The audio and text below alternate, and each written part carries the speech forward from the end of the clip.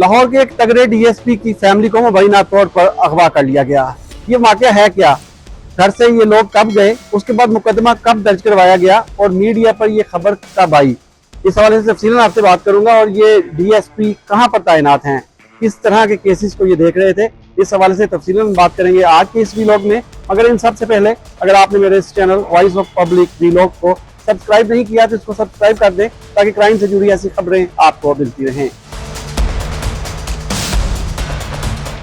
बिस्मिल्लाहिर्रहमानिर्रहीम, मैं हूं वसीम रियाज और आप देख रहे हैं मेरा ऑफिशियल चैनल। नाज़रीन, आज हम जिस खबर पे बात करेंगे वो है एक डीएसपी उस्मान हैदर गुर्जर की फैमिली की मुबैना अगवा की। जी हाँ, लाहौर के थाना, सबसे पहले हम बात करेंगे इस डीएसपी के हवाले से। ये डीएसपी आजकल लाहौर के जो थाना सर्कल है वहां पर इन्वेस्टिगेशन में तैनात हैं। बतौर डीएसपी ये अपने फ़राइज़ जो है वो सर अंजाम दे रहे हैं। उस्मान हैदर गुर्जर का शुमार जो है वो बेहतरीन पुलिस ऑफिसर्स में से जो है वो होता है। मेरा इनके साथ ताल्लुक भी रहा है क्योंकि लाहौर के मुख्तलिफ सर्कल्स में ये बतौर SDPO जो है वो तैनात रहे हैं। इसके अलावा ना सिर्फ लाहौर बल्कि पंजाब के मुख्तलिफ अजला में भी ये अपनी खिदमात सर अंजाम दे चुके हैं। और उसके बाद अब इनको काना, जो लाहौर का मुश्किल तरीन सर्कल है, जहाँ पर लाहौर का सबसे ज्यादा क्राइम जो है वो रजिस्टर्ड होता है, काना की अगर मैं बात करूँ तो काना में सालाना क्राइम जो है वो किसी भी पंजाब के जिले से ज्यादा है।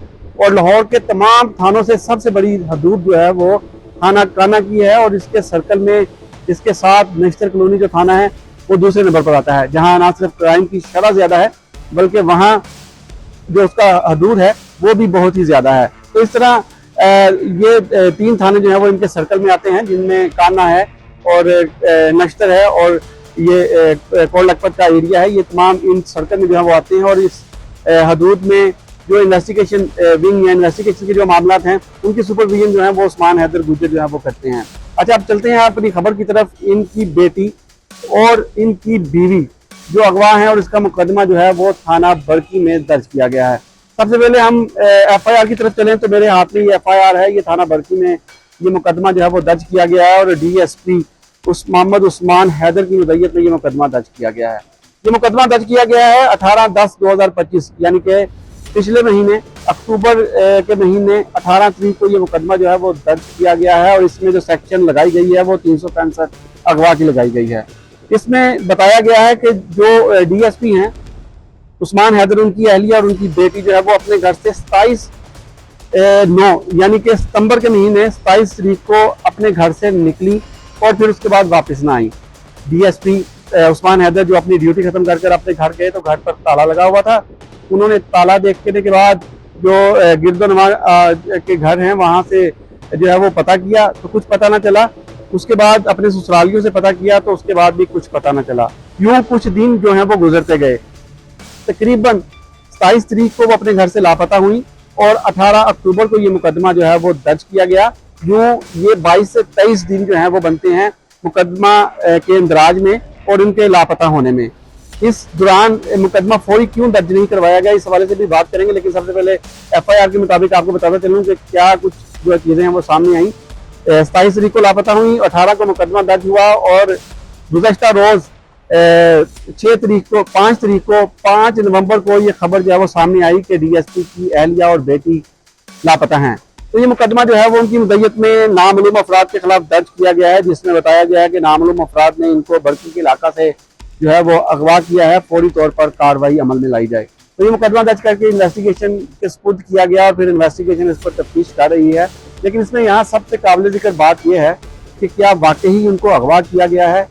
अगर अगवा किया गया है तो अपने ही पुलिस ऑफिसर को पुलिस इंसाफ अब तक क्यों नहीं दे सकी। नाज़रीन, इससे पहले लाहौर में ऐसी बहुत सी हाई प्रोफाइल वाकयात जो है वो रूनमा हुए, जिसमें पुलिस ने फौरन क्विक एक्शन जो है वो दिखाया और फिर मुल्जिमान को गिरफ्तार किया।